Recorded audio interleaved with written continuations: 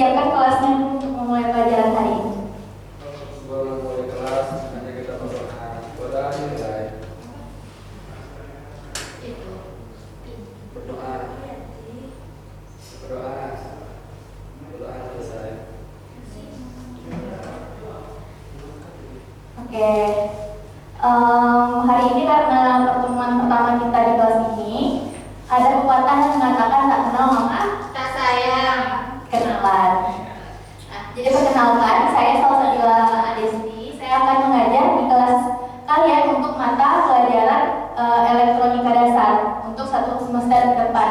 Nah, tak kenal maka tak sayang. Jadi saya mau kenalan dulu nih sama generasi hebat yang ada di kelas ini. Coba dari sebelah kanan saya perkenalkan dulu. Nama saya Surya Ramadan. Oke, sebelahnya. Nama saya Muhammad Rosadi. Selanjutnya. Nama saya Umi Sawitri. Oke. Nama saya Lestari. Saya Rizabila. Siapa? Bisa ulangi? Rizky. Riza. Riza. Oke. Nama saya Cika. Nama saya Hayati. Nama saya Mulyani. Nama saya Vicky. Nama saya Elsa Matiana. Oke, baik. Jadi kita udah kenal nih ya satu sama lain. Jadi pelajaran kita hari ini itu tentang arus listrik. Sebelum kita masuk ke inti pembelajaran kita hari ini, saya mau tanya dulu nih. Anak-anak di sini ada pernah dengar belum tentang arus listrik atau ada yang sudah pernah membaca tentang definisi arus listrik? Belum. Atau masih ada yang mengira-ngira atau mempertanyakan kenapa ya televisi di depan ini bisa menyala, kenapa lampu ini bisa hidup, atau kenapa barang-barang elektronika di rumah itu bisa menyala. Nah, itu adalah peran dari arus listrik. Peran dari arus listrik. Nah, ini adalah materi yang akan kita bahas hari ini, yang akan kita pelajari hari ini. Yang pertama itu ada pengertian tentang arus listrik. Kemudian ada faktor-faktor yang mempengaruhi besarnya arus listrik, ada jenis-jenis arus listrik, penggunaan arus listrik, dan keselamatan dalam penggunaan listrik. Yang pertama itu definisi arus listrik. Definisi arus listrik itu adalah muatan listrik yang dihantarkan oleh suatu benda yang memiliki tingkat konduktivitas. Tahu nggak, teman-teman di sini tahu nggak apa aja benda-benda yang memiliki tingkat konduktivitas tinggi atau yang bisa menghantarkan listrik? Coba, ada yang tahu nggak? Asi. Ya, sekarang Pipi. Dari listrik ke panas. Bisa. Maksud saya tuh kayak misalkan besi, itu bisa menghantarkan listrik. Nah, kalau konduktor atau penghantar listrik ke barang elektronik itu adalah biasanya yang kita tahu itu kabel. Yang bisa kita lihat itu adalah kabel. Kan kalau misalnya arus listrik itu dari gabung listrik dialirkan melalui kabel. Nah, kabel itulah yang mengalirkan listrik ke rumah-rumah. Kemudian dapat anak-anak lihat di layar, arus listrik itu diukur dalam satuan ampere, dilambangkan dengan A, sedangkan simbolnya itu adalah I. Itu untuk arus listriknya. Kemudian alat ukur dari arus listrik itu ada ampermeter dan multimeter. Apa sih bedanya multimeter dan ampermeter ini? Ada yang tahu nggak? Ada yang pernah lihat nggak alat ini? Udah. Vivi lihat di mana? Di materi apa namanya? Apa yang lupa. Pokoknya multimeter bisa buat segala jenis karena multimeter. Iya, multi ya. Kalau ampermeter itu saya bagi jelaskan lagi. Kalau ampermeter itu dia hanya untuk mengukur arus listrik saja. Sedangkan multimeter itu dia jangkauannya lebih luas, bisa mengukur hambatan, bisa mengukur tegangannya, terus konduktivitas listriknya itu bisa diukur menggunakan multimeter. Berarti artinya multimeter dan ampermeter itu sebenarnya sama untuk mengukur arus listrik, tapi multimeter itu jangkauannya lebih luas. Nah, kan ini ada dua nih. Ini multimeternya itu berbeda, satu analog dan satu lagi digital. Yang analog itu pengukurannya dilakukan secara manual. Jadi kita mengukur arus listrik atau tegangan atau hambatan itu secara manual, kita menghitungnya menggunakan rumus. Sedangkan kalau yang digital itu kita tinggal mengukur dan sudah ada keluar di monitornya, sudah ada keluar di layar ukurannya. Seperti itu untuk penggunaannya. Kemudian selanjutnya ini ada video untuk memantapkan pengetahuan teman-teman tentang arus listrik. Sebentar ya.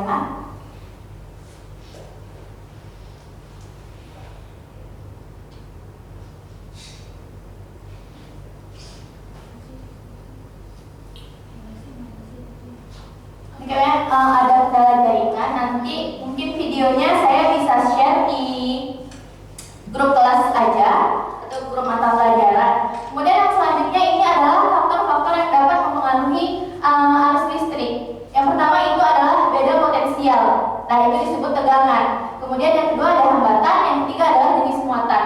Dan ini bisa kita ibaratkan beda potensial ini bisa kita analogikan seperti aliran air. Aliran air di dalam pipa. Jadi kalau beda potensial atau tegangan, itu kan pengertiannya adalah itu semakin besar beda potensial antara dua titik dalam satu rangkaian, semakin besar pula arus listrik yang mengalir. Jadi itu kalau mudahnya kita bisa bayangkan seperti air di dalam pipa.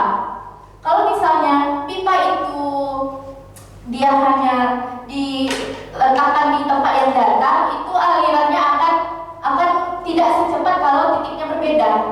Paham sampai sini yang saya jelaskan? Jadi gini, enggak.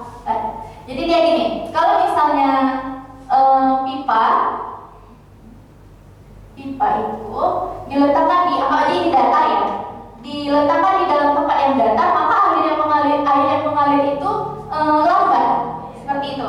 Tapi kalau misalnya dia diletakkan di tempat dengan titik yang berbeda, maka aliran air itu akan lebih cepat. Begitu juga tegangan. Tegangan itu dia lebih cepat. Nah, kalau hambatan bisa kita analogikan juga seperti air di dalam pipa. Kalau misalnya air di dalam pipa ini tercampur dengan misalnya sampah itu kan hambatan ya. Nah, maka air yang keluar dari dalam pipa itu akan lambat. Ya, akan terjadi hambatan, akan terhambat. Jadi air yang keluar itu bisa jadi kecil, ada besar, ada kecil. Disitulah hambatan itu tadi. Sedangkan untuk jenis muatannya juga mempengaruhi besar listrik. Kita analogikan juga seperti air yang mengalir di dalam pipa. Misalnya gini, kalau misalnya yang keluar itu adalah air yang benar-benar cair, itu pasti yang keluar itu cepat dengan titik yang berbeda tanpa hambatan. Nah, air yang keluar itu cepat. Tapi kalau misalnya dia berupa liquid, seperti liquid, itu pasti frekuensi air yang keluar itu akan lebih lambat. Nah, seperti itu juga jenis muatan ini. Kemudian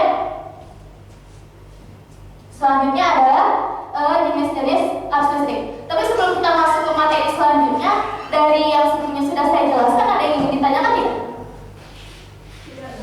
Berarti sudah paham semuanya ya? Oke, kemudian kita masuk ke jenis-jenis arus listrik. Nah, yang pertama itu adalah arus listrik searah atau DC. Arus listrik searah atau DC. Coba Hayati, coba bantu bacakan Yang mana, Bu? arus listrik searah dan ulang-ulang. 1. Arus listrik searah atau DC. Arus listrik searah adalah arus listrik yang mengalir dalam satu arah secara konstan. Contohnya adalah arus listrik yang dihasilkan oleh baterai. 2. Arus listrik bolak-balik atau AC. Arus listrik bolak-balik adalah arus listrik yang mengalir bolak-balik dengan arah dan besar yang berubah secara periodik. Contohnya adalah arus listrik yang dihasilkan oleh generator PLN. Nah, dari penjelasan teman-temannya tadi, nah kita bisa lihat arus listrik searah adalah arus listrik yang mengalir dalam satu arah secara konstan. Nah, bentuk gelombangnya itu adalah bentuk arah gelombangnya itu adalah horizontal, lurus satu arah. Nah, kalau misalnya yang DC itu dia arus bolak-balik, jadi bentuk gelombangnya itu seperti ini. Atau ini disebut dengan gelombang, ada yang tahu? Enggak. Ini namanya gelombang sinusoidal. Iya, jadi dia bolak-balik, bentuk arusnya adalah bolak-balik, dan bentuk gelombangnya itu berbeda-beda. Sometimes dia rendah, kemudian dia tinggi, rendah, tinggi lagi, seperti itu. Nah, Selanjutnya itu adalah penggunaan. Mungkin teman-teman di sini udah tahu lah ya penggunaan arus listrik atau listrik dalam kehidupan kita sehari-hari itu untuk apa aja. Nah, itu bisa menyalakan lampu, menghidupkan peralatan elektronik, mentransmisikan data, memproduksi panas, dan menggerakkan motor listrik. Pernah nggak sih teman-teman tuh bertanya-tanya tentang gimana ya kok bisa listrik itu masuk ke rumah kita? Dari mana ya datangnya listrik? Yang kita tahu kan, oh dari tiang listrik disalurkan ke rumah. Tapi tahu nggak dari mana datang listrik? Kabel-kabel itu listriknya dari mana sih? Ada yang tahu nggak? Enggak. Nah, jadi listrik yang ada di tiang-tiang listrik itu berasal dari PLTA. Kalau kita kan PLTA, tahu kan PLTA di mana? Tahu. Nah, dari PLTA itu pembangkit listrik tenaga air, listriknya itu dialirkan ke gardu utama, gardu induk. Dari gardu induk itulah nanti tegangannya disesuaikan atau distabilkan, lalu dialirkan melalui kabel-kabel yang ada di tiang-tiang listrik. Nah, jadi di situ setelah distabilkan, setelah tegangannya itu stabil, baru dialirkan ke dalam rumah kita. Karena kalau misalnya tegangannya tidak stabil, berarti rawan konsleting listrik. Nah, itu bisa menyebabkan kebakaran. Selanjutnya itu keselamatan dalam penggunaan listrik. Nah, teman-teman bisa baca di sini keselamatan dalam kita penggunaan listrik. Kalau di PT itu ada pelatihan khusus untuk keselamatan dalam penggunaan listrik ini. Ada yang pernah dengar K3 nggak? Keselamatan, kesehatan, dan kesehatan, keselamatan, dan keamanan kerja. Nah, itu kalau untuk di PT-PT atau di pabrik-pabrik itu sangat diutamakan. Dan nggak hanya itu, Vivi bisa dengarkan saya dulu. Baik, terima kasih. Kemudian kalau untuk di pabrik itu ada pelatihannya, namanya adalah pelatihan K3. Pelatihan K3. Jadi di situ kita nggak hanya penggunaan listrik, tergantung perusahaan apa yang kita jalani. Kalau misalnya kita kan di sini fokusnya ke listrik nih, nah itu diajarkan tentang rambu-rambu ketiganya. Bakal ada kayak gardu listrik itu kan, gardu induk itu kan dia besar ya. Nah di situ biasanya banyak terdapat rambu-rambu tentang keselamatan dalam penggunaan listrik. Nah gimana? Di sejauh ini sebelum saya berikan tugas, apakah ada yang ingin ditanyakan atau ada yang kurang dimengerti?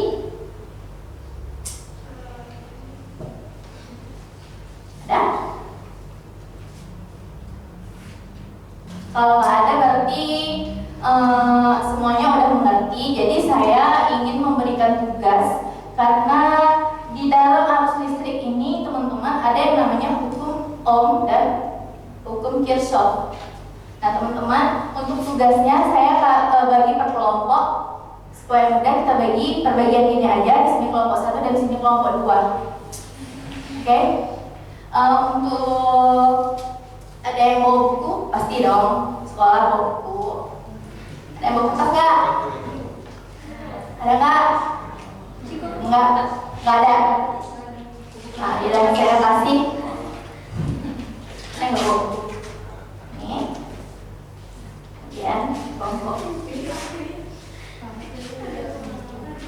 Oke, untuk kelompok 1 itu tugasnya tentang hukum Ohm. Ya. Nah, cari definisi dari hukum Ohm dan rumusnya. Saya minta untuk dituliskan saja di kertasnya lalu nanti dipresentasikan. Sedangkan untuk kelompok 2 itu adalah hukum Kirchhoff. Tulisannya gini.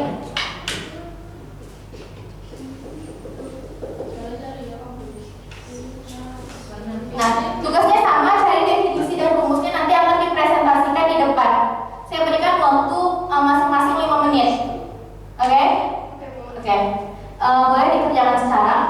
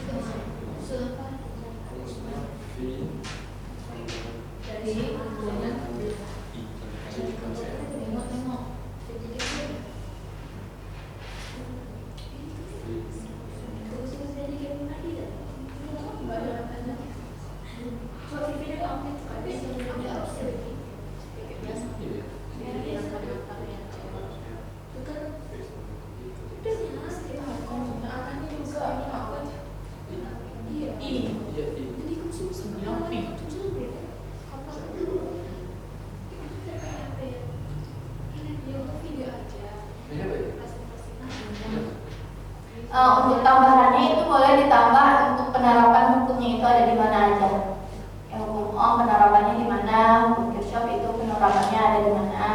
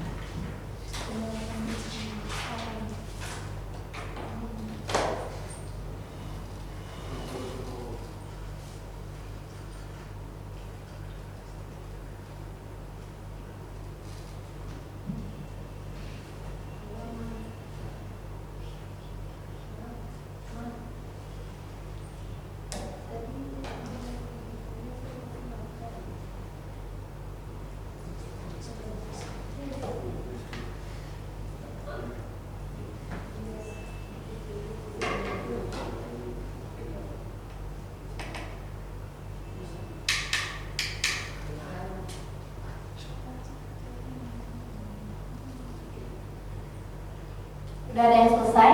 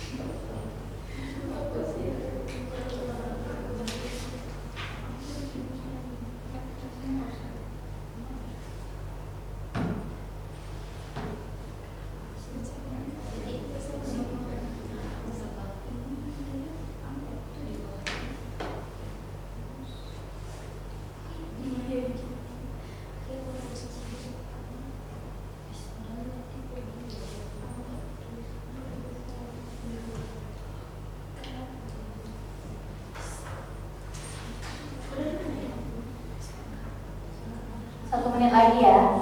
Iya, Bu. Dikit lagi, Bu. Tidak, Bu. Udah. Baru saya lagi. Iya. Kelompok 2 udah selesai? Belum, Bu. Oke, saya kasih waktu sedikit lagi ya.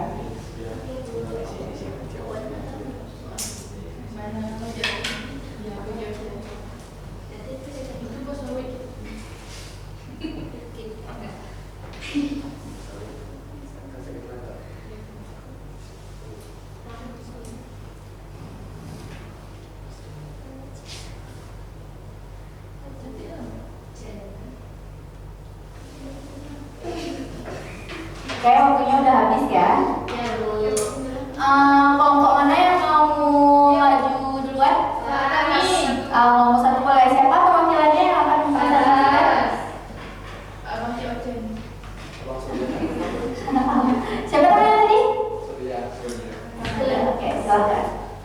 Untuk teman-teman yang lain tolong diperhatikan ya. Ya, Bu. Assalamualaikum warahmatullahi wabarakatuh. Saya dari kelompok 1 akan membacakan hasil diskusi kami. Yang pertama adalah pengertian hukum Ohm. Ohm. Hukum Ohm adalah daya untuk menahan mengalirnya arus listrik dalam suatu konduktor. Rumusnya adalah Boleh dituliskan aja rumusnya? Nih, silakan hapus.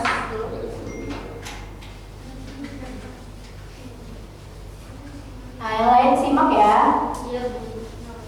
Biar nanti pas latihan individu nggak pusing lagi. Siap.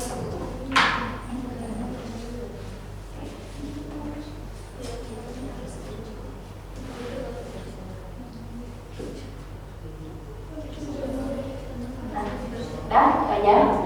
Oke, boleh silakan tugasnya boleh dikumpul. Oh iya, boleh penerapannya. Penerapan hukum Ohm dapat diterapkan dalam berbagai cara dalam kehidupan sehari-hari, termasuk pemanas listrik, ketel listrik, kipas angin rumah tangga, dan screen. Oke, kumpulkan aja tugasnya boleh. Terima kasih ya. Untuk kelompok 2 gimana? Udah? Siapa yang akan mempresentasikan ke depan? Jadi silakan.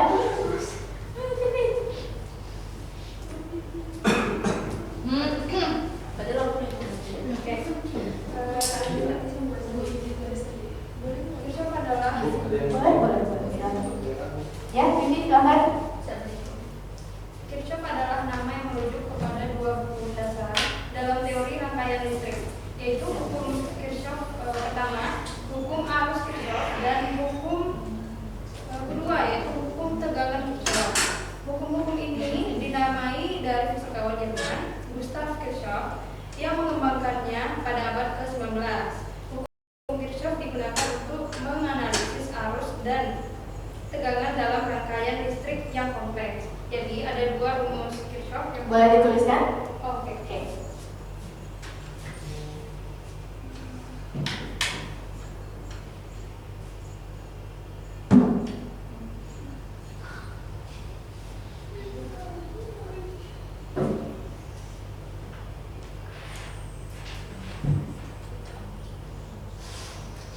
Ini katanya ampere kan? Iya, simbol.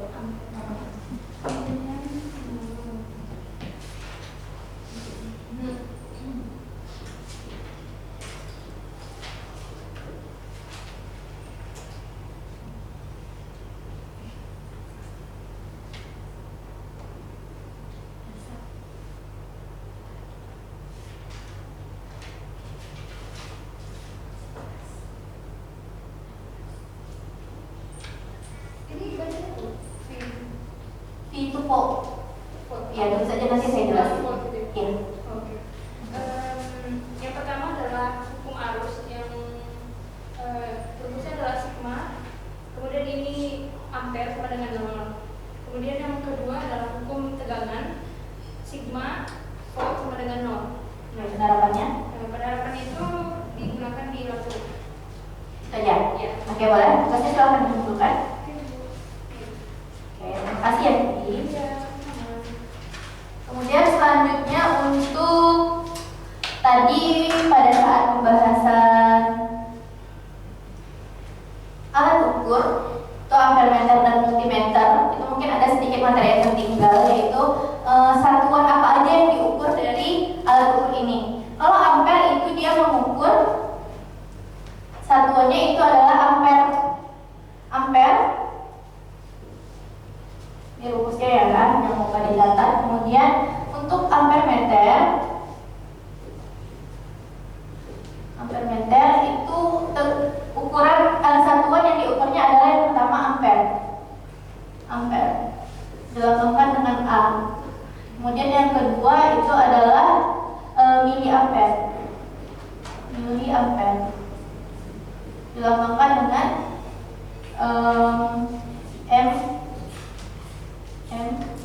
A besar. Kemudian yang terakhir itu ada mikroampere.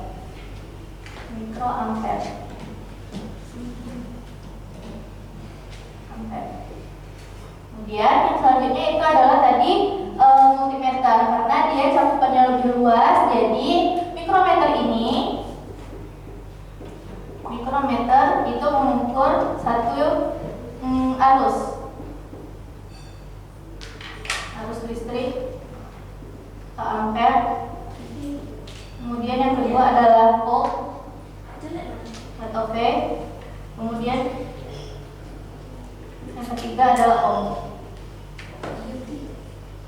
Nah, ada yang pernah lihat lambang ohm seperti tapak kuda?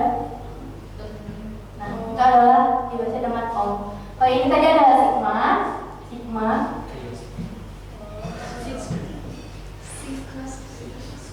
Nah, seperti itu. Baik, tadi kan kita udah teman-temannya udah sudah presentasi tentang hukum Ohm dan hukum Kirchhoff. Apa ada yang ingin ditanyakan sebelum kita menutup pertemuan hari ini? Ada? Oke, udah ngerti semua ya? Oke, jadi ada nggak yang bisa menyimpulkan apa dari pelajaran kita hari ini? Apa yang bisa kita simpulkan? Ada nggak yang bisa menyimpulkannya? Ada nggak yang bisa menyimpulkan? Sedikit aja. Apa yang bisa teman-teman semuanya ambil dari materi pelajaran kita hari ini? Entah itu penggunaan arus listriknya atau dari mana asal arus listrik tadi gitu. Dong interaksi. Teman-teman harus menguasai materi ini agar nanti pas ujian atau ulangan harian itu teman-teman semuanya nggak bingung lagi. Enggak? Kalau nggak ada saya mau tanya nih.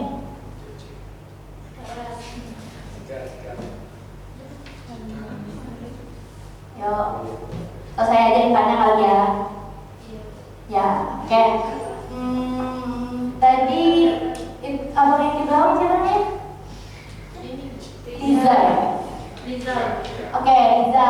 Riza tahu nggak penggunaan dari mana datangnya arus listrik yang masuk ke rumah kita? Dari datangnya LTA. Ya, terus melalui apa? Melalui kabel. Ya, kabel itu penghantar arusnya. Nah, iya, bisa gardu induk namanya. Jadi dari PLTA tadi kan dia menghasilkan listrik nih. Nah, listrik tadi itu diolah di gardu induk. Saya ulangi lagi ya teman-teman, tolong disimak. Nah, jadi diolahlah jantungnya di gardu induk. Dari gardu induk tadi tegangan itu distabilkan, barulah dialirkan melalui kabel-kabel yang ada di tiang listrik. Teman-teman pasti lihat dong di setiap jalan kita kemanapun itu pasti ada kabel ya tiang listrik. Kan kalau di luar negeri udah grounder ya, udah dimasukin ke dalam tanah kabelnya gitu. Tapi sayangnya di Indonesia belum, hanya di beberapa kayak di Papua. Di Papua itu ada bagian yang di dekat tambang emasnya itu udah menggunakan sistem seperti itu. Jadi kabel-kabelnya itu tadi udah ditanam di bawah tanah. Jadi mereka tidak ada kabel-kabel yang terlihat di luar. Jadi itu tuh mengurangi kayak apa ya? Resiko konsleting atau terbakar. Atau kan karena panas banget itu kabelnya bisa rusak, atau karena hujan, badai, tiang listriknya bisa tumbang. Itu kan resiko ya. Dan itu bisa bahaya bagi kehidupan orang-orang di sekitarnya gitu. Nah, jadi teman-teman, kesimpulannya dari pelajaran kita hari ini, arus listrik itu bagaikan dua mata pedang. Di satu sisi dia memberikan kebaikan untuk kita, di satu sisi yang lain dia juga memiliki resiko atau dampak negatifnya. Jadi kita harus pandai mengelola listrik. Kita kan sehari-hari nggak bisa nih hidup tanpa listrik. Coba deh bayangin kalau misalnya di zaman yang sekarang itu kita udah, misalnya kita udah nggak ada listrik. Listrik itu nggak ada, nanti kita susah dong. Kita nggak bisa belajar seperti sekarang, punya teman-teman buat pergi main itu susah, ya. Nah, sedangkan dampak negatifnya itu tadi bisa terjadi, misalnya karena hambatan listrik tadi terjadi korsleting listrik. Nah, korsleting listrik itu penyebab terparahnya itu kan kebakaran, itu merugikan kita sekali. Jadi teman-teman harus aware, harus peka terhadap bahaya-bahaya yang ditimbulkan oleh arus listrik tadi. Nah, oke, untuk tugasnya di rumah mungkin nanti saya share aja di grup mata pelajaran. Terima kasih untuk teman-teman yang sudah hadir. Tapi sebelumnya saya mau tanya, ada yang nggak hadir nggak hari ini? Tidak dulu. Nggak ada ya, berarti oke. Terima kasih ya untuk anak-anak semuanya yang sudah datang, yang sudah bersemangat untuk mengikuti pelajaran hari ini. Saya tutup. Assalamualaikum warahmatullahi wabarakatuh.